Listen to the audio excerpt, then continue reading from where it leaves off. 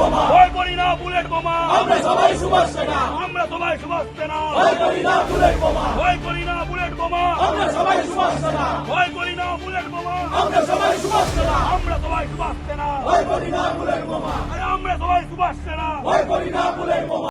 আজকের বারবার যে অভিযোগটা করছেন যে বিজেপির সরাসরি হস্তক্ষেপ রয়েছে নির্বাচন কমিশনের ওপরে, কৌশুদে আমার একটা প্রশ্ন রয়েছে, বিজেপির নতুন রাজ্য সভাপতি হয়েছে, সেখানে বহু হিন্দি ভাষীদেরকে এই রাজ্যের পদ দেওয়া হয়েছে।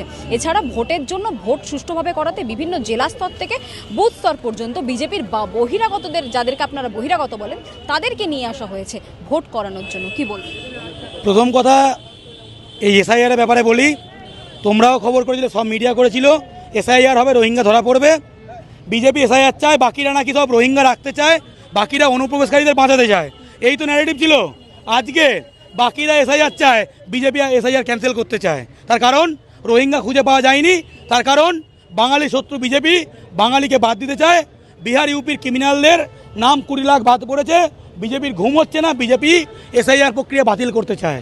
লিখে নাও, বিজেপি এসআইআর বাতিল করতে চায় আজকের দিনে দাঁড়িয়ে, এটাই বাস্তবতা।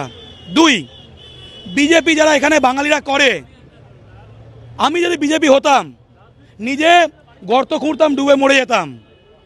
যে তাদেরকে এতটা অযোগ্য মনে করে, বিহার ইউপি থেকে অবজারভার নিয়ে আসে, বিহার ইউপি থেকে নেতা নিয়ে আসে, যে জানে এগুলো অযোগ্য, মানে বাঙালি করে অযোগ্য মনে করে, শুভেন্দু অধিকারী ঢ্যাঁড়স মনে করে, দিলীপ ঘোষকে অযোগ্য মনে করে, সুকান্ত মজুমদারকে পাত্তাও দেয় না। তারপরে যে বিজেপি করে, গায়ের চামড়া কতটা মোটা হলে, কতটা নির্লজ্জ দালাল হলে, এঁটো কাটা খাওয়া পরজীবী হলে তবে কেউ এগুলো বিজেপির পদে থাকতে পারে। আমি হলে থুতু পেলে ওই পথে এটো করছে।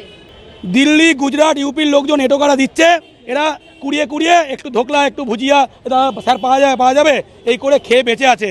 বাঙালি সুভাষের জাতি যদি মেরুদণ্ড থাকতো না এগুলোর, ওই পদে থুতু দিয়ে পদত্যাগ করতো।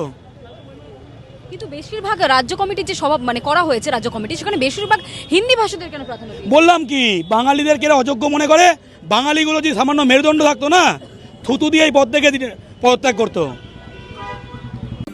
বাংলা হান্টের আরও খবর দেখতে নজর রাখুন। বাংলা খবর মানেই বাংলা হান্ট।